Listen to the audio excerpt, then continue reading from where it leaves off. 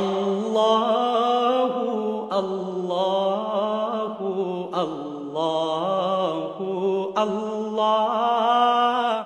সম্মানিত হাজেরিন, আমাদের তাফসীর শুরু হচ্ছে আজকে সূরা আল আনআমের 14 নম্বর আয়াত থেকে। আল্লাহ তাআলা ইরশাদ করছেন, কুল আগাইরাল্লাহি আত্তাখিযু ওয়ালিয়্যান ফাতিরিস সামাওয়াতি ওয়াল আরদ ওয়া হুয়া ইউতইমু ওয়া লা ইউতআম। আপনি বলুন, আমি কি আল্লাহ ছাড়া অন্য কাউকে ওয়ালি, আমার অভিভাবক, আমার প্রতিপালক, অভিভাবক হিসাবে গ্রহণ করব? যে আল্লাহ, অথচ তিনি সৃষ্টি করেছেন আকাশসমূহ এবং জমিনকে, তিনি খাবার দান করেন, তাকে খাবার দিতে হয় না? কুল ইন্নী উমিরতু আন আকুনা আউওয়ালা মান আসলামা ওয়া লা তাকুনান্না মিনাল মুশরিকিন।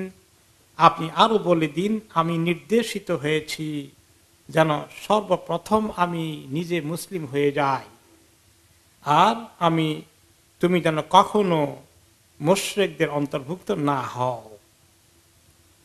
মক্কার কাফেরগণ কিভাবে ইসলামের সঙ্গে দুশমনি করেছে এবং রাসূলুল্লাহ সাল্লাল্লাহু আলাইহি ওয়াসাল্লামের দাওয়াতি কাজকে শুধু প্রত্যাখ্যান করেনি, এই কাজকে বন্ধ করার জন্য কোনো চেষ্টা তদবিরের বাকি রাখেনি।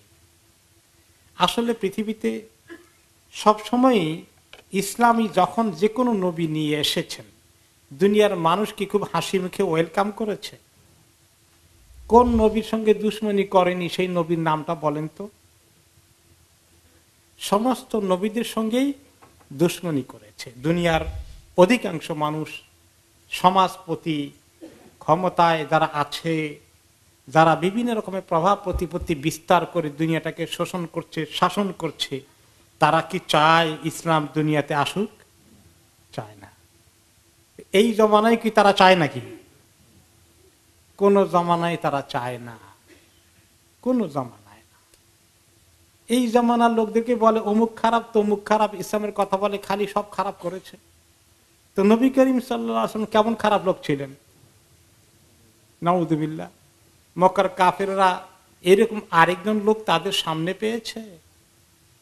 কোন একটি মক্কার লোক আছে বলতে পারে এই তার চরিত্র খারাপ, তার এই আছে, সে অসুবিধা আছে? কিচ্ছু নাই। তারপরে কেন দুশমনি করেছে? সুযোগ সুবিধা, ক্ষমতা, অর্থকড়ি, প্রভাব প্রতিপত্তি যারা ভোগ করে, তারা চিন্তা করে ইসলাম এসে গেলে সব হারিয়ে ফেলব, কাজে ইসলামকে ধারে কাছেও আসতে দেওয়া যাবে না। প্রত্যেক নবীর জামানায় হয়েছে, আমাদের নবীর জামানায় হয়েছে, পরবর্তী 1400 বছরের ইতিহাসে হয়েছে কি না হয়নি? হয়েছে। এখনকার জামানায় হচ্ছে না হবে না? হচ্ছে। আগামীতে হবে কি? এটাই হলো আল্লাহ তাআলার দ্বীনের নেচার। কাজেই এই জমানায় যদি দেখেন আরে এত দুশমনি ইসলামের, আপনি অত্যন্ত মন খারাপ করার কিছু নাই। শুধু আমরাই আখেরি জামানায় এই পরীক্ষায় পড়েছি তা নয়। কোন কোন সময় পরীক্ষা হয়তো পরিমাণ একটু বেশি হয়েছে, কোন সময় একটু কম হয়েছে, কিন্তু পরীক্ষা নিরীক্ষা করে আল্লাহ তাআলা মুমিনদেরকে পাশ করাবেন ইনশাআল্লাহ। মুমিনদেরকে আল্লাহ তাআলা সন্তুষ্টি নসিব করবেন। জান্নাতের খালি জায়গা পূরণ করা লাগবে না। যারা পরীক্ষা নিরীক্ষায় পাশ করবে তাদের জন্য সিট বরাদ্দ হতে থাকবে সেখানে। আর যারা দুশমনি করবে তাদের জন্য আরেক জায়গায় সিট বরাদ্দ থাকা করা লাগবে। কোন জায়গায়? জাহান্নাম। লাআমলা জাহান্নামা মিনাল জিন্নাতি ওয়ান নাসি আজমাইন। আল্লাহ তাআলা বলেছেন যে অবশ্যই আমি ফিল আপ করবো, পূর্ণ করে দেব জাহান্নামকে, জিন ইনসান বহু দুশমনগুলোকে দিয়ে। ওদিকেও যাবে। দুনিয়ার দুইটা রাস্তা আছে। আপনি চাইলেই কোন লোককে এই নেকির রাস্তায় নিয়ে আসতে পারবে না। গুনাহ তার কাছে মজা লাগে, সে শয়তানের রাস্তা তার কাছে সবচেয়ে পছন্দনীয়। সেই রাস্তা টিকানোর জন্য জান কোরবান করতে রাজি আছে, নিজের জীবনের বিনিময়ে ইসলামকে ঠেকানোর জন্য কাজ করতেও রাজি আছে এরকম। আর নিজের জীবনের বিনিময়ে দিন ইসলামকে কায়েম করার জন্য কাজ করতেও কিছু লোক রাজি আছে। কিছু হলো হিজবুশ শাইতান, কিছু হলো হিজবুর রহমান, কিছু আল্লাহর দলের আর কিছু শয়তানের দলের। আমাদেরকে সিদ্ধান্ত নিতে হবে আমরা কোন দলে থাকবো। তো এই সমস্ত কাহিনী যে ঘটবে আমাদের জমানায়, এই জন্যই কোরআনে পাকে আল্লাহ তাআলা রাসূলুল্লাহ সাল্লাল্লাহু আলাইহি ওয়াসাল্লামের জমানায় কি ঘটেছে সেই উপলক্ষে কি আমাদের ওইগুলোকে সামনে রেখে আমাদের সময় কি হতে পারে, আমরা কি করব, পূর্ব জামানা আম্বিয়া কেরামের জামানায় কি হয়েছে, তারা কিভাবে ফেস করেছেন, মোকাবিলা করেছেন, শত বাধা বিপত্তি অত্যাচার নির্যাতনের মোকাবিলা ইসলামকে ধরে রেখেছেন, সেই কাজ আমাদেরকে করে যেতে হবে নাকি ছেড়ে দিতে হবে, নাকি বলতে হবে চাচা নিজের জান বাঁচা। সুবহানাল্লাহ, আল্লাহ তাআলার দিন ছেড়ে দিলে তো আর কিছুই থাকলো না। যতই পৃথিবীর শেষের দিকে আসছে ততই চ্যালেঞ্জ তো বাড়বে, এটা তো হাদিসের কথা। কাল কাবিদ আলাল জামর, দিন ইসলামকে ধরে রাখা এত কঠিন হবে, হাতের মধ্যে জ্বলন্ত কয়লা যেভাবে ধরে রাখা সহজ নাকি, খুব কঠিন, এরকম কঠিন হবে। কিন্তু যদি আমরা জান্নাত চাই তাহলে আমরা মজবুত হয়ে টিকে থাকতে হবে। আল্লাহ তাআলা আমাদেরকে তৌফিক দান করুন। রাসূলুল্লাহ সাল্লাল্লাহু আলাইহি ওয়াসাল্লাম কিরকম মোকাবিলা করেছেন তার কাহিনী আল্লাহ আমাদের শোনাচ্ছেন। ওনাকে তারা বলল, এসে মক্কার লোকেরা, যে আপনি এই সমস্ত ফিতনা শুরু করছেন আমাদের সমাজে, কত শান্তির মধ্যে ছিলাম মক্কায়, কোনো ভেদাভেদ নাই, সব এক দল, এখন আপনি আরেক দল খাড়া করে দিয়ে লাগাই দিলেন সংগ্রাম, গন্ডগোল লাগাই দিলেন। এখন কেউ আপনার মুশরিকদের ইবাদত, মূর্তির ইবাদত করি আমরা সবাই এতদিন করে আসলাম, এখন আপনি উল্টো আরেক এক আল্লাহকে আবিষ্কার করেছেন। এগুলা বাদ দেন, আমাদের বাপ দাদা যে মাবুদগুলার পূজা করেছে ইবাদত করেছে তাদের কাছে আসেন, সমাজে সবাই মিলে ভাই ভাই হয়ে থাকি, কোনো সমস্যা হবে না। কি সুন্দর প্রস্তাব, আহারে শান্তির প্রস্তাব। আল্লাহ তাআলা সেই কথার জবাব দিয়ে রাসূলুল্লাহ সাল্লাল্লাহু আলাইহি ওয়াসাল্লামকে বলেন, কুল, আপনি বলেন, আগাইরাল্লাহি আত্তাখিযু ওয়ালিয়া, আমি আল্লাহ ছাড়া অন্য কাউকে অভিভাবক ওয়ালি, আমার একান্ত নির্ভরশীল, যার উপরে নির্ভর করি, ভরসা করি, এই ভরসা অন্যের উপরে করব, লাত মানাতের উপরে ভরসা করব, ওজ্জার উপরে ভরসা করব, মূর্তিগুলোর উপরে ভরসা করব? আমার আল্লাহ তো আমার একমাত্র ওয়ালি, একমাত্র উপায়। আমি কেন আমার আল্লাহকে ছেড়ে তোমাদের ওই মূর্তিগুলোর কাছে যাব? ফাতিরিস সামাওয়াতি ওয়াল আরদ, আমার আল্লাহর শক্তি তো আছে, তিনি আকাশ জমিনকে সৃষ্টি করেছেন। যিনি আকাশ জমিনকে সৃষ্টি করেন, শক্তি থাকলে, ক্ষমতা থাকলে, উপকার করার যোগ্যতা থাকলে তো তারই আছে। আমি কেন বেকুবের মতো মূর্তির কাছে যাব? তিনি খাবার দেন, তাকে খাবার দিতে হয় না। মূর্তিগুলার মাঝে মাঝে খাবার দরকার হয় না। মূর্তির জন্য ভ্যাট দেওয়া লাগে, ভোগ দেওয়া লাগে। এই জন্য অনেক মূর্তির সামনে গিয়ে দেখবেন, আমি মালয়েশিয়া দেখছি যে চাইনিজদের বিভিন্ন মূর্তি, ছোট ছোট ঘর আছে বাড়ির সামনে, তারা ওই অরেঞ্জ দিয়ে রাখছে, তারপরে কলা দিয়ে রাখে, আপেল দিয়ে, তো কি কি দিয়ে থই। তো কদিন পরে দেখি যে পোকায় খায়, টানাটানি করে, অন্য প্রাণী খায়। তো তো মূর্তি, তাদের এমন মূর্তি, তারা মূর্তিকে খাবার দেয়, মনে করে যার খাবার দেওয়া লাগে। তাদের মাবুদকে তারা খাবার দেওয়া লাগে, আর আমাদের মাবুদ আমাদেরকে খাওয়ান। কোনটা ভালো? যিনি খাওয়ান তিনি তো ভালো। আসলে তো আমাদের আল্লাহ তো শুধু আমাদেরকে খাওয়ান না, তাদেরকেও খাওয়ান। তাহলে এমন আল্লাহকে বাদ দিয়ে অন্যের কাছে এমন এক দুর্বল, নিজের হাতে বানানো একটা মূর্তির কাছে, পাথরের হোক, মাটির হোক, কাঠের হোক, তার কাছে গিয়ে মাথা নত করি, কত তাকে কুর্নিশ করি, তার কাছে কত কিছু চাই, দরখাস্ত দেই, সে কিছু শুনতে পায়? আরে কবুল করা তো দূরের কথা, সাহায্য করা তো দূরের কথা, সেটা শুনতেও পায় না। এমন লোকের কাছে তোমরা চাও? অন্য জায়গায় আল্লাহ তাআলা বলেছে। ইব্রাহিম আলাইহিস সালাম বললেন তার পিতা আজরকে, এই যে এত মূর্তি বানান আর মূর্তির জন্য এত জান দেন, সে কি আপনাদের কোনো কথা শুনে? কুল ইন্নী উমিরতু আন আকুনা আউওয়ালা মান আসলামা ওয়া লা তাকুনান্না মিনাল মুশরিকিন, আপনি বলে দিন, আমাকে নির্দেশ করা হয়েছে আমি যেন সর্বপ্রথম আত্মসমর্পণকারী হয়ে যাই, সর্বপ্রথম আমি নিজে আল্লাহর কাছে নিজেকে সুপর্দ করে দেই, আমি সবার আগে ইসলামকে কবুল করি। আমি এই না, তোমরা মনে করো না যে আমি ইসলামের দোহাই দিয়ে তোমাদের সবার উপরে কিছু একটা ক্ষমতা অর্জন করার তালে আছি, ওইরকম মনে করেছ? তারা এই প্রচার করত। মুসা আলাইহিস সালামের বিরুদ্ধে ফেরাউন কি প্রচার করেছে, দেখো তারা সে আমাদেরকে মুলক মিসর, এই মিসরের রাজত্ব কেড়ে নিতে চায়, আমার কাছ থেকে ক্ষমতা দখল করতে চায়। এরকম ওনার বিরুদ্ধে প্রচার করা শুরু করে দিল যে সে কিছু একটা এরকম চায়।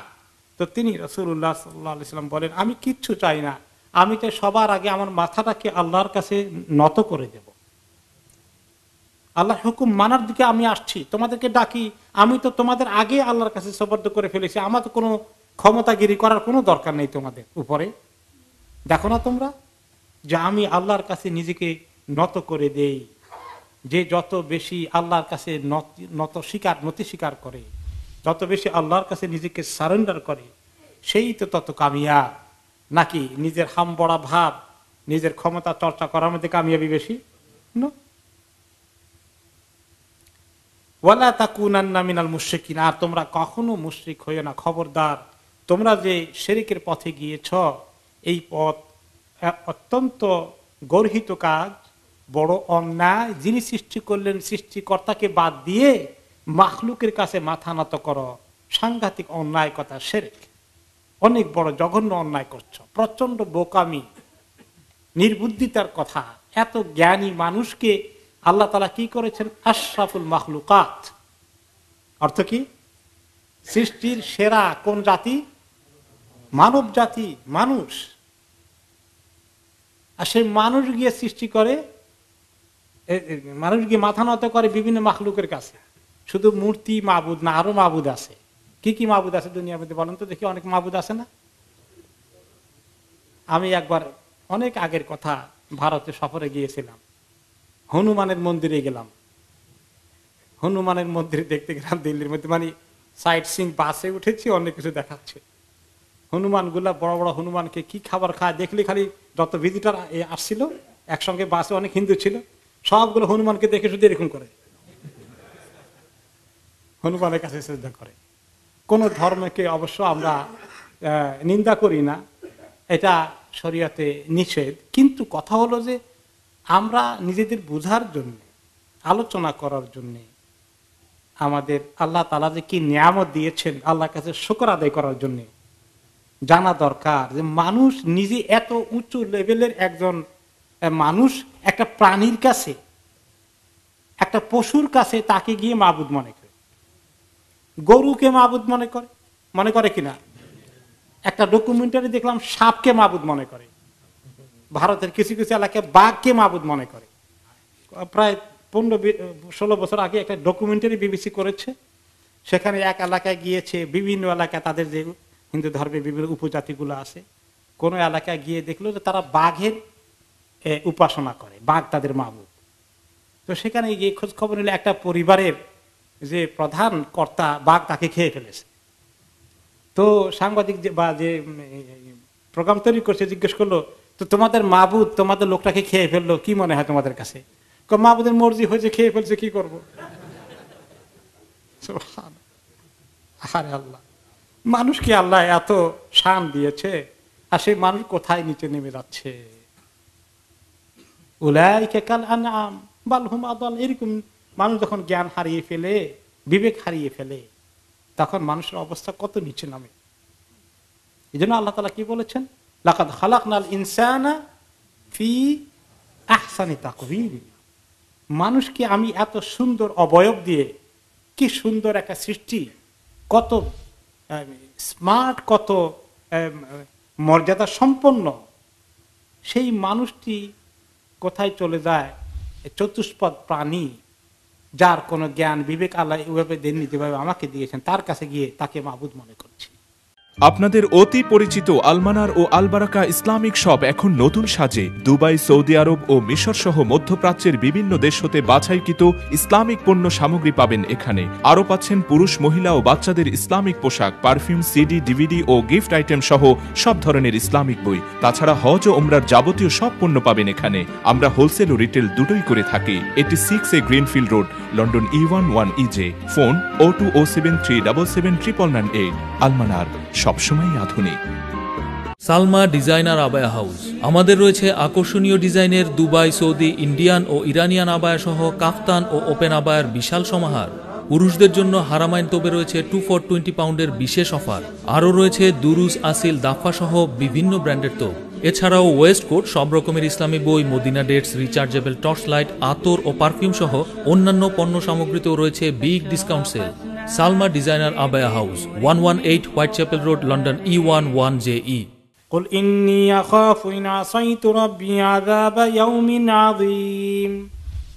আপনি বলে দিন এই মক্কার মুশরিকদেরকে যারা এই প্রস্তাব নিয়ে এসেছে আপনার সঙ্গে এগুলা বাদ দিয়ে, এক আল্লাহর ইবাদত বাদ দিয়ে তাদের মূর্তি পূজা শরীক হওয়ার জন্য তাদেরকে বলেন, আমি যদি তোমাদেরকে খুশি করার জন্য আমার মাবুদের কথা অমান্য করি, তাহলে আমার ভয়, আশঙ্কা, আমি প্রচন্ড আশঙ্কায় থাকব যে আমার রবের আযাব, একটি বড় আযাব আমাকে ধরে ফেলবে। বিশাল দিনে আখেরাতে আল্লাহর কাছে যখন যাব শিরক করে, আমি আল্লাহর আযাব থেকে মুক্তি পাওয়ার কোনো উপায় থাকবে না। কারণ আল্লাহ তাআলা সমস্ত গুনাহ মাফ করতে রাজি আছেন তওবা করে ফেললে, কিন্তু বা তওবা না করলেও আল্লাহ তাআলা অবশ্যই মাফ করেন। আল্লাহর মর্জি, যাকে যদ্দুর মাফ করবেন। কিন্তু শিরক করে ফেললে যদি তওবা না করে আল্লাহ মাফ করবেন? আমি এই কঠিন দিনের এই আযাবের ভয় করছি যদি আমি শিরক করি। কাজে এই প্রস্তাব আমার পক্ষে মানা সম্ভব হচ্ছে না। আমি কোনো অশান্তি চাই না, আমি কোনো দাঙ্গা মারামারি কলহ চাই না, কিন্তু আমার পক্ষে সম্ভব নয় আল্লাহ তাআলার তাওহীদকে ছেড়ে দিয়ে তোমাদের শিরকের মধ্যে যোগ দেওয়া, তোমাদের অন্তর্ভুক্ত হওয়া। মান ইউসরাফ আনহু ইয়াওমাইযিন ফাকাদ রাহিমা ওয়া যালিকাল ফাওজুল মুবিন। আপনি আর বলেন যে আমার সেদিন যার কাছ থেকে এই আযাবকে সরিয়ে নেওয়া হয়, যাকে আল্লাহ তাআলা কিয়ামতের দিন আযাব থেকে সরিয়ে নিয়ে যাবেন, তার কাছে আযাব আসবে না, তাহলে তো আল্লাহ তাআলা তাকে যে কত রহমত দিয়ে ধন্য করে দিলেন। তোমরা কি চাও আমি এই রহমতকে মিস করি? ওয়া যালিকাল ফাওজুল মুবিন। আর সেই দিনের আযাব থেকে রেহাই পাওয়া, রহমত পেয়ে নিজেকে যদি আমি ধন্য করতে পারি, এটি তো হচ্ছে সবচেয়ে বড় সফলতা, অনেক বড় কামিয়াবি। সেদিন আখিরাতে যে আযাব থেকে মুক্তি পেয়ে গেল, রেহাই পেয়ে গেল। এখন তারা এই যে এক আল্লাহকে ছেড়ে দিয়ে তাদের মাবুদের ইবাদত করতে বলে, আল্লাহ তাআলা আরো কিছু যুক্তি দিচ্ছেন, প্রমাণ দিচ্ছেন তাদের কাছে যে কেন তারা আল্লাহর কাছে আসে না, আর ওই মাবুদের কাছে দেওয়ার কি আছে তাদেরকে। وَإِن يَمْسَسْكَ اللَّهُ بِضُرٍّ فَلَا كَاشِفَ لَهُ إِلَّا هُوَ وَإِن يَمْسَسْكَ بِخَيْرٍ فَهُوَ عَلَى كُلِّ شَيْءٍ قَدِيرٌ। হে নবী, আপনার যদি কোনো মুসিবত আপনাকে পেয়ে বসে, কোনো দুঃখ মুসিবতে বিপদে আপদে আপনি পড়ে যান, তাহলে আপনার এই দুঃখ মুসিবত বিপদ আপদ দূর করার তিনি ছাড়া আর কেউ নেই। আর আপনাকে তিনি কোনো কল্যাণ যদি আপনার কাছে আসে, তাহলে মনে রাখবেন আল্লাহ তাআলা সব কিছু করতে সক্ষম। তার মানে এই কল্যাণটা আল্লাহর কাছ থেকেই এসেছে। ভালো কিছু আপনার কাছে আসলে আল্লাহ তাআলাই বরাদ্দ করে দিয়েছে। দুঃখ মুসিবত দূর করা একমাত্র আল্লাহ তাআলারই ক্ষমতা, তাদের কারো এই ক্ষমতা নেই। তারাও কিন্তু মাঝে মধ্যে তারা আল্লাহ তাআলার কাছে আসতো। কখন আসতো জানেন? যখন দেখে যে বিপদ এত বড় হয়ে গেছে আর তাদের মাবুদে কুলায় না, তখন কিন্তু আল্লাহকে ডাকে। হ্যাঁ, এটা আমি অনেকবার এক্সাম্পল দিয়েছি। হ্যাঁ, একজন মুরব্বীর রেফারেন্স দিয়ে, যখন তুফান আসলো জোরে সোরে, পাশের প্রতিবেশীর হিন্দু ভদ্রলোক এসে প্রতিবেশী যিনি ভালো মুসলিম মুরব্বীকে বলে, হুজুর জলদি করে আজান দেন, জলদি করে জোরে আজান দেন। কেন আজান দিতে হবে কেন? তোমাদের মাবুদকে ডাকবে না? না, আজকে ওগুলা কুলাবে না, জোরে আজান দেন। সুবহানাল্লাহ। মক্কার কাফেররা তাই করতো। যখন বড় বিপদে তখন ঠিকই আল্লাহকে ডাকে, কিন্তু যখন বড় বিপদ কেটে যায় আবার ওই শিরক করা শুরু করে দেয়। তো এটা তারা সবাই জানে যে আল্লাহ ছাড়া এগুলা দূর করার কেউ নেই। অন্য আয়াতে আল্লাহ তাআলা বলেছেন, মা ইফতাহিল্লাহু লিন-নাসি মির রাহমাতিন ফালা মুমসিকা লাহা ওয়া মা ইউমসিক ফালা মুরসিলা লাহু মিন বাদিহি। আল্লাহ তাআলা যদি কারোর জন্য রহমতের দরওয়াজা খুলে দেন, ভালো কিছু তাকে দিয়ে উপহার দিতে চান, তাকে আল্লাহ অনেক কিছু দিয়ে ধন্য করে দেন, এটা আটকানোর ক্ষমতা কারো আছে না? আর আল্লাহ তাআলা যখন আটকিয়ে দেন, দেবেন না, আল্লাহর পক্ষ থেকে বরাদ্দ হয়নি, তাহলে সেটা কেউ দিতে পারবে ওনার পরে? না। এই জন্য একটা সুন্দর দোয়া, একটা যিকির মধ্যে নবী করিম সাল্লাল্লাহু আলাইহি ওয়াসাল্লাম প্রায় বলতেন, আল্লাহুম্মা লা মানিআ লিমা আতাইত ওয়ালা মুতিআ লিমা মানাত ওয়ালা ইয়ানফাউ যাল জাদ্দি মিনকাল জাদ। আল্লাহ, লা মানিআ লিমা আতাইত, মানা করার কেউ নাই, ঠেকানোর কেউ নাই, বাধা দেওয়ার কেউ নাই যেটা আপনি দেবেন। কেউ আছে বাধা দেওয়ার? না। আর ওয়ালা মুতিয়া লিমা মানাতা, আপনি যেটা মানা করে দেবেন, এই যে মানা করি আমরা, এটা আরবি শব্দ মানা, আর বাংলায় অনেক আরবি শব্দ আছে। মানা করার কেউ নাই যেটা আপনি দেবেন, নিষেধ করার কেউ নেই, আটকানোর কেউ নেই যেটা আপনি দেবেন।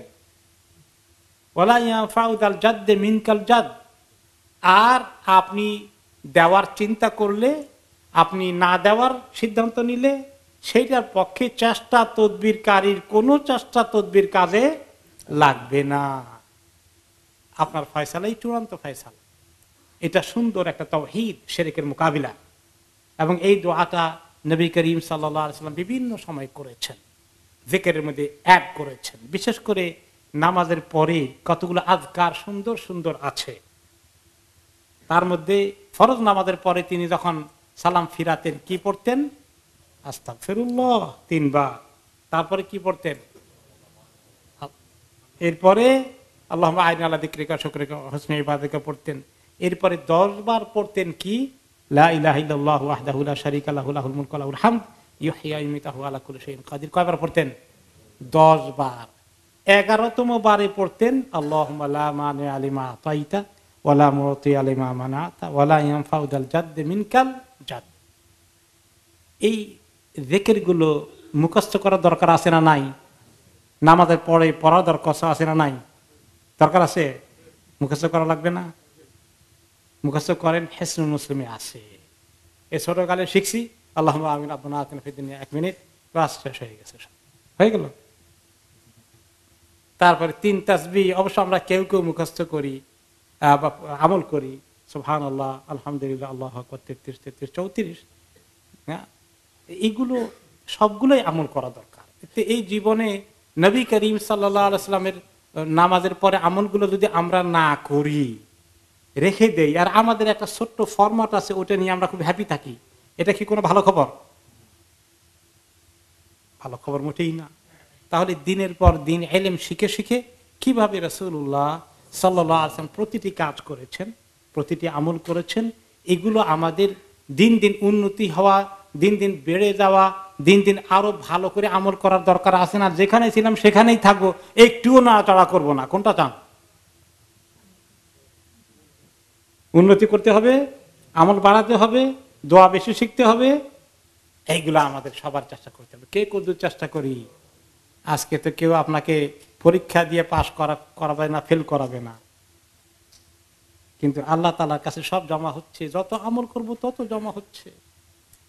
এগুলো শেখা দরকার। এরপরে আল্লাহ তাআলা নিজের আরো পরিচয় দিচ্ছেন। কাফেররা প্রস্তাব আনে মূর্তিগুলোর সঙ্গে ইবাদত করো, আল্লাহকে ছেড়ে দাও। আল্লাহ তাআলার আরো পরিচয় তিনি তুলে ধরছেন। ওয়া হুয়াল কাহিরু ফাওকা ইবাদিহি ওয়া হুয়াল হাকীমুল খাবীর। ওয়া হুয়াল কাহিরু ফাওকা ইবাদিহি, তিনি কাহির, সমস্ত সৃষ্টি, সমস্ত বান্দাদের উপরে তার ক্ষমতা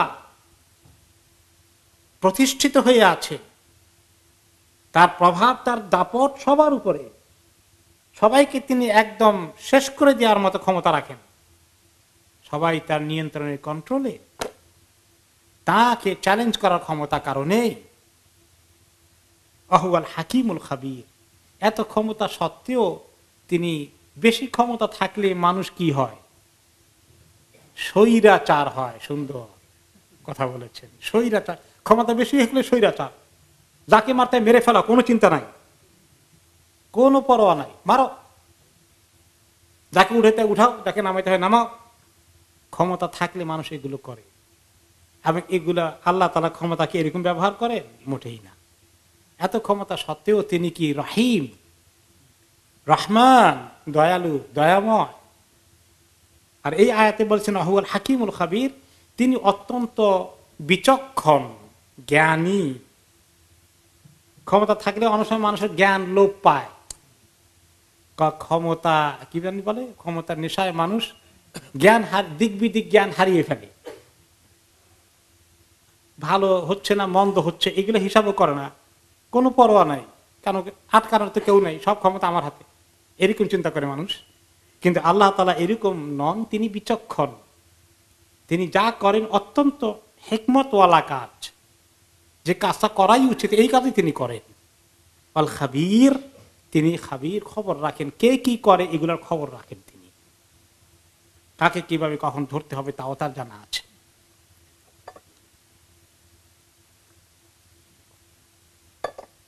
কুল আইয়ু শাইইন আকবারু শাহাদা কুলিল্লাহু শাহীদুন বাইনি ওয়া বাইনাকুম। আপনি বলে দেন কোন জিনিস আছে সবচেয়ে বড় সাক্ষী। মান আযমুল আশিয়া'i শাহাদাতান, সবচেয়ে বড় সাক্ষী কে আছে? এই যে আমি যে আল্লাহ তাআলার কাছে এইগুলা আল্লাহর প্রতি ঈমান এনেছি, তার সাক্ষী কে? আল্লাহ তাআলার যে এত ক্ষমতা আছে আর তোমাদের মাবুদের যে কোনো ক্ষমতা নাই, এগুলা সাক্ষী কে? তোমাদের সাক্ষী তো তোমরা আছে, আমরা আছি, তারপরেও সবচেয়ে বড় সাক্ষী কে? আল্লাহ। আর আমি যে মেনে নিলাম আল্লাহ তাআলাকে, তোমাদের এই সমস্ত মাবুদ থেকে কুফরি করে বেরিয়ে আসলাম, এগুলা সাক্ষী আল্লাহ তাআলা। কুলিল্লাহু শাহীদুম বাইনি ওয়া বাইনাকুম। ওকে, আপনি বলে দেন আল্লাহ তোমাদের মধ্যে আর আমাদের মধ্যে যা কিছু হচ্ছে, আলাপ আলোচনা হচ্ছে, আমি কি বলি তোমরা কি বলো, আমি কি করি তোমরা কি করো, আমি কার ইবাদত করি তোমরা কার ইবাদত করো, এগুলো সমস্ত সাক্ষী আল্লাহ তাআলা হয়ে আছেন। সব দেখছেন তিনি, সব খবর রাখছেন। وَأُوحِيَ إِلَيَّ هَذَا الْقُرْآنُ لِأُنذِرَكُم بِهِ وَمَن بَلَغَ। আর আমার কাছে ওহী এসেছে, এই কোরআন ওহী করে পাঠানো হয়েছে যাতে আমি তোমাদেরকে এই কোরআন দ্বারা সতর্ক করি, সাবধান করি, আল্লাহ তাআলা সম্পর্কে তোমাদেরকে পরিচিত করে দেই। তোমরা যে অপকর্মে লিপ্ত আছে, শিরকের মধ্যে গুনাহ, সেখান থেকে তোমাদেরকে আমি সতর্ক করে সরিয়ে নিয়ে আসি। ওমান বালাগ, আর যার কাছে এটা পৌঁছে, যার কাছেই কোরআন পৌঁছে, তার কাছে আর কোনো ওজর বাকি নেই। আল্লাহ তাআলার প্রতি ঈমান না আইনি তার কোনো বাঁচার উপায় নেই। তাহলে আল্লাহ তাআলা, এই জন্য আল্লাহ তাআলাকে মেনে নেওয়া, ইসলামকে কবুল করা, এটাকে সাক্ষী দেওয়া বলা হয়, শাহাদা বলা হয়। তা না উমুকে শাহাদা কবুল করবেন, আশহাদু আল্লা ইলাহা ইল্লাল্লাহ ওয়া আশহাদু আন্না মুহাম্মাদান আবদুহু ওয়া রাসূলুহু, আমি সাক্ষ্য দিচ্ছি, আমি সাক্ষী হয়ে যাই। আর আল্লাহ তাআলাও সাক্ষী, তিনি আমার শাহাদাতকে কবুল করে সাক্ষী হয়ে থাকলেন। এই জন্য আল্লাহকে মেনে নেওয়ার কাজটা, ইসলামকে কবুল করার কাজটাকে এই জন্য শাহাদা বলা হয়। এরপরে আল্লাহ তাআলা বলছেন আইন্নাকুম লাতাশহাদুনা আন্না মা'আল্লাহি আলিহাতান উখরা, তোমরা কি সাক্ষ্য দাও যে আল্লাহ তাআলার সঙ্গে অনেক কয়েকজন আরো অনেকগুলো মাবুদ আছে? কুল লা আশহাদ, আপনি বলেন এই সাক্ষী আমি দেই না। কোন মাবুদ আছে বলে আমি আর কোন সাক্ষী দেই না। আমি সাক্ষী দেই আশহাদু আন লা ইলাহা ইল্লাল্লাহ, আল্লাহ ছাড়া কোনো মাবুদ নাই, এই কথা সাক্ষী আমি দেই। আল্লাহর সাথে অন্য কোনো মাবুদ আছে, এগুলার সাক্ষী তোমরা দাও, আমি সেই সাক্ষী দেব না, সেটাকে স্বীকার করব না।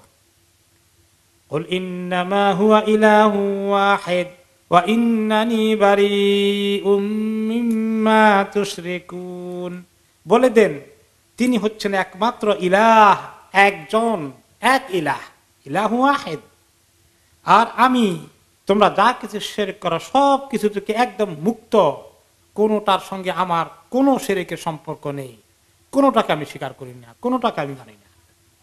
আপনাদের অতি পরিচিত আলমানার ও আলবারাকা ইসলামিক শপ এখন নতুন সাজে দুবাই, সৌদি আরব ও মিশর সহ মধ্যপ্রাচ্যের বিভিন্ন দেশ হতে বাছাইকৃত ইসলামিক পণ্য সামগ্রী পাবেন এখানে। আরও পাচ্ছেন পুরুষ, মহিলা ও বাচ্চাদের ইসলামিক পোশাক, পারফিউম, সিডি, ডিভিডি ও গিফট আইটেম সহ সব ধরনের ইসলামিক বই। তাছাড়া হজ ও উমরার যাবতীয় সব পণ্য পাবেন এখানে। আমরা হোলসেল ও রিটেল দুটোই করে থাকি। 86A greenfield road, London E11EJ। Phone 0207377998। আলমানার, সবসময় আধুনিক। Salma designer abaya house. আমাদের রয়েছে আকর্ষণীয় ডিজাইনের দুবাই, সৌদি, ইন্ডিয়ান ও ইরানিয়ান আবায়া সহ কাফতান ও ওপেন আবায়ার বিশাল সমাহার।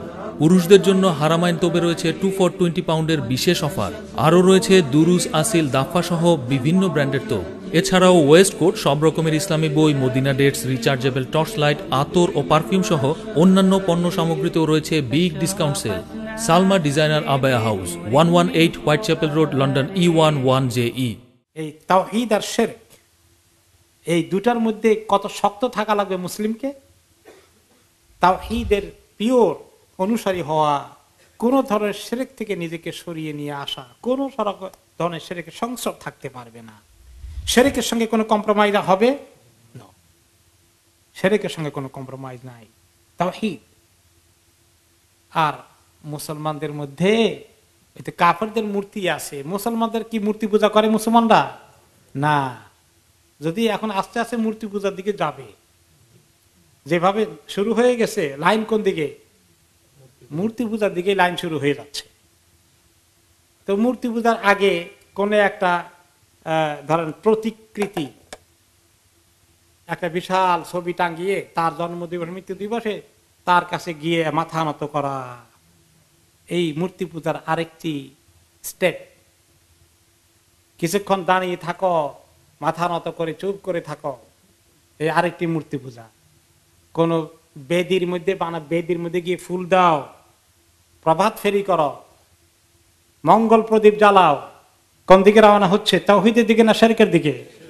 এগুলো সব কি? শিরক, শিরকের দিকে যাচ্ছে।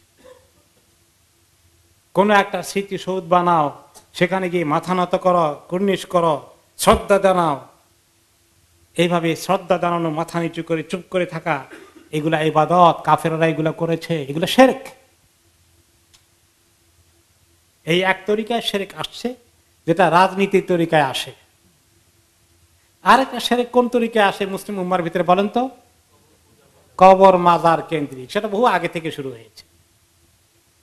এই দুটো গ্রাস করে ফেলতেছে। কম শিক্ষিত লোকের সমাজে কবর মাজার পূজার বাজার খুব গরম, সেটা উর্বর বেশি। আর শিক্ষিত লোকদের মাথায় ওইটা বেশি চলবে না। ওখানে কোন পূজা, কোন শিরক? ওখানে রাজনৈতিক তরিকায় শিরক ঢুকছে, সাংস্কৃতিক তরিকায় শিরক ঢুকছে। তাওহীদ বিতাড়ন চলছে, শিরকের ওয়েলকামিং চলছে। কালচারাল দিক থেকে একটি মুসলিম জাতিকে নিঃশেষ করে দেওয়ার প্রক্রিয়ার আয়োজন চতুর্দিক থেকে শুরু হয়েছে। আমাদের দেশের বিভিন্ন শিক্ষা প্রতিষ্ঠানে ছেলে মেয়েদের যারা লেখাপড়া করতে যায় প্রাইভেট ইউনিভার্সিটিগুলোতে, তাদের জীবন থেকে ইসলামকে তুলে দেওয়ার সকল আয়োজন খুব জোরসে চলছে। আমাদের পত্রিকা পড়লাম, সালাম উঠে যাচ্ছে দেশ থেকে। সালাম দেওয়াটা এখন ব্যাক ডেটেড কাজ হয়ে যাচ্ছে। ইয়ংদের জীবনে এগুলো নাই। দেখা হলে হাই, এই লাইনে বলতেছে হাই হাই করো কতক্ষণ।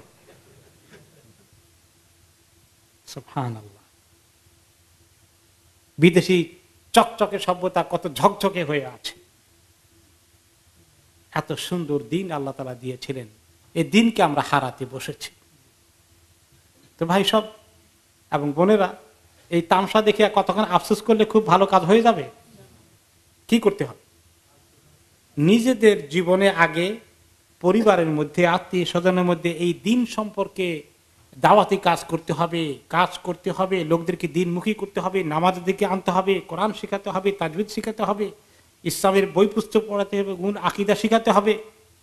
এরপরে আস্তে আস্তে অন্যান্য জায়গায় পাড়া প্রতিবেশী, বন্ধু বান্ধব, দিনকে এইভাবে যদি আমরা প্রচার প্রসারের জন্য কাজ না করি, তাহলে শয়তানি তরিকার প্রচার প্রসার যে চলছে ওটারই এক তরফা জয়গান চলতে থাকবে।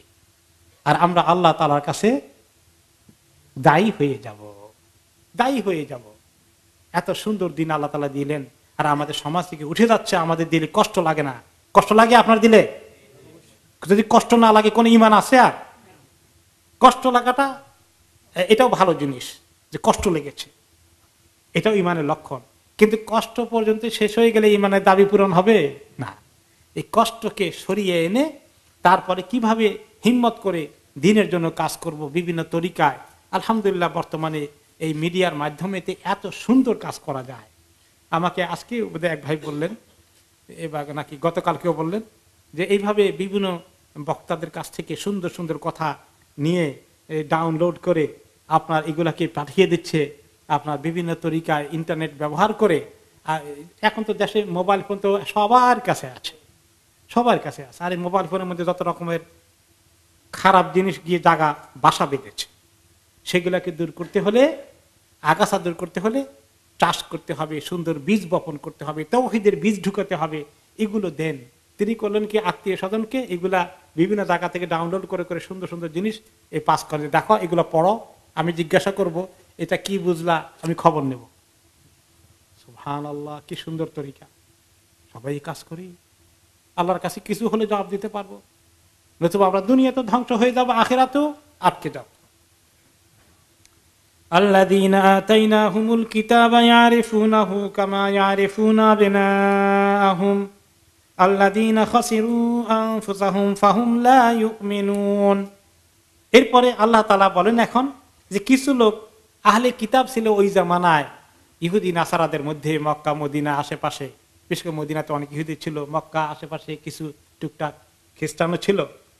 তারা এই নবী মুহাম্মদ সাল্লাল্লাহু আলাইহি ওয়াসাল্লামের সব পরিচয় তারা ভালো করে জানে। তাদের কিতাবের সমস্ত লক্ষণগুলো, কোন সময়ে আসবেন, ওনার গঠন প্রকৃতি ইত্যাদি সম্পর্কেও কিছু আলোচনা খুব ক্লিয়ারলি দেওয়া আছে। এই জন্য যখন তিনি নবী হিসাবে দাবি করলেন, তাদের কিন্তু চিনতে কষ্ট হয়নি অনেকে। তো আল্লাহ তাআলা বলছেন যে তাদেরকে চিনে তারা এইভাবে, যেভাবে তারা তাদের ছেলে মেয়েদেরকে চিনে। আল্লাযীনা খাসিরু আনফুসাহুম ফাহুম লা ইউমিনুন। আর এই চিনার পরেও তারা কি করলো, নিজেদেরকে ক্ষতিগ্রস্ত করে ফেললো। আর এই ক্ষতিগ্রস্ত হয়ে তারা ঈমান আর আনলো না।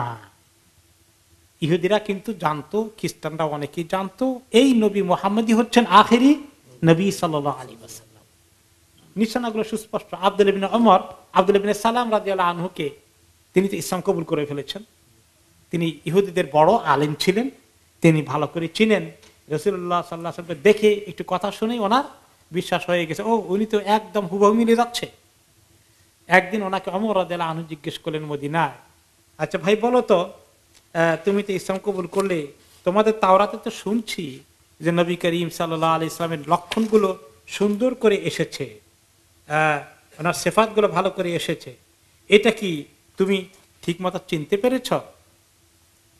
তিনি বললেন যে আমি এমন ভাবে চিনেছি, আমি আমার ছেলে মেয়েদের ব্যাপারে আমার যতটুকু চিনতে এবং মানতে এবং পরিচয় দিতে আমার যত কষ্ট না হয়, তার চেয়ে বেশি আরো সোজা মনে হয় এবং চিনতে আমার কাছে ইজি হয়েছে তিনি রাইট রাসূল।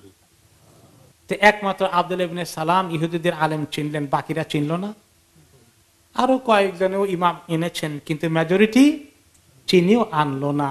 এটা না জেনেও তারা ইমান আনেনি এবং তারা নিজেদেরকে ক্ষতিগ্রস্ত করে ফেলেছে, ইমান আনলো না। ওয়ামান আযলামু মিম্মান ইফতারা আলাল্লাহি কাযিবান আও কাযযাবা বিআয়াতিহি। আল্লাহ তাআলা বলছেন এর চেয়ে বড় জালিম কি আছে, যে আল্লাহ তাআলার ব্যাপারে মিথ্যা কথা বলে আর আল্লাহ তাআলা আয়াতগুলোকে অবিশ্বাস করে বসে। বলে যে আল্লাহ তাআলা ওনাকে নবী করে পাঠান নাই, উনি মিথ্যা নবী দাবি করছেন। তাহলে তারা মিথ্যাবাদী কাকে বললো? শুধু আল্লাহ নবীকে বললো? আল্লাহকে। আল্লাহ বলে আমি পাঠিয়েছি, তার মানে আল্লাহ পাঠান নাই। তা আল্লাহকেও তারা মিথ্যাবাদী বলে ফেললো, আল্লাহর আয়াতগুলোকে মিথ্যাবাদী বলে ফেললো। আল্লাহ বলছেন না আমি কোরআন নাজিল করেছি, তারা বলে যে না মুহাম্মদ বানিয়েছে ঘরে বসে বসে।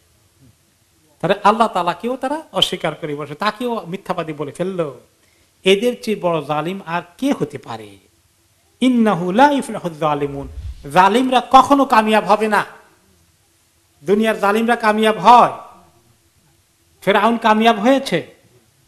ফেরাউন কামিয়াব মনে করেছে, কারণ তার সবাই তাকে আনা রব্বুকুমুল আলা দাবি করেছে, মেনে নিয়েছে, সে তো কামিয়াব মনে করেছে। কামিয়াবি শেষ হয়েছে কিভাবে? তাহলে কামিয়াবি সাময়িক হয়, আর সেই কামিয়াবি দেখে লোকেরা মনে করে সাবাস আমরা তো কামিয়াব হয়ে গেছি। উনি সব পারে, কোনো কাজ নাই যে উনি পারবেন না, সবকিছুর পারঙ্গম, এত ক্ষমতা তার। ফেরাউনের ক্ষমতা থেকে বেশি হয়ে গেছে নাকি কারো? তাহলে ফেরাউনের কামিয়াবি কিভাবে হয়েছে?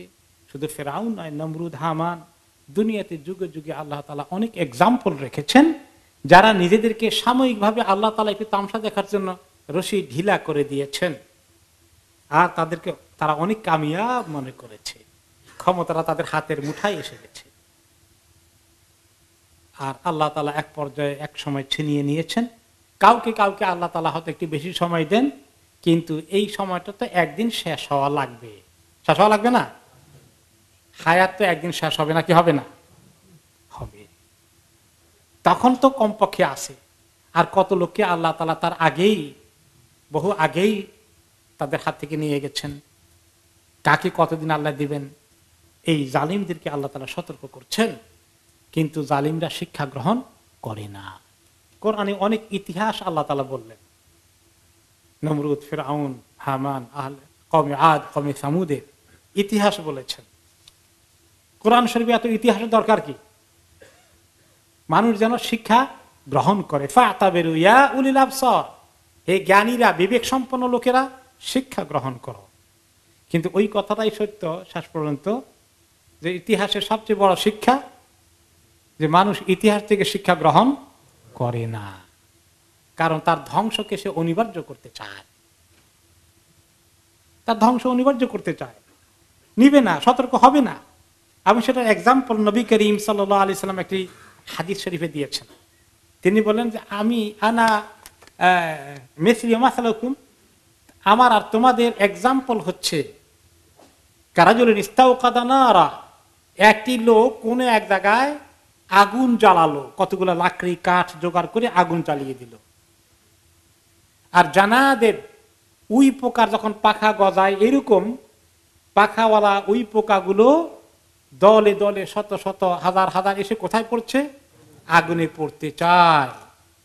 আর সেই লোকটি বলে, আরে আগুন তো আমি তোমাদেরকে জ্বালানোর জন্য করিনি, সে অন্য কাজে আগুন জ্বালিয়েছে, হয়তো তার শীত লাগছে বা কিছু পাকশাক করবে, কিন্তু এরা শুধু আগুনে পড়ে আত্মাহুতি দেয়।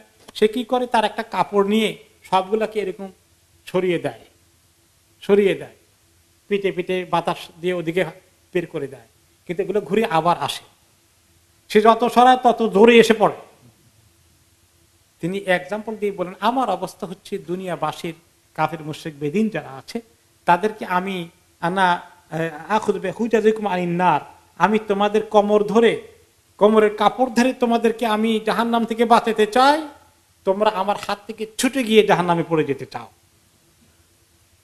কাফের বেদিন এটা হয়েছে। মুসলমানদেরকে, এই উম্মতকে তিনি এত কষ্ট করে দিন শিখিয়ে গেছেন, এই ইসলামের মধ্যে রাখার জন্য, থাকার জন্য, আমল করার জন্য। ইসলামকে ফেলে দিয়ে উম্মত কোন দিকে দৌড় দিচ্ছে?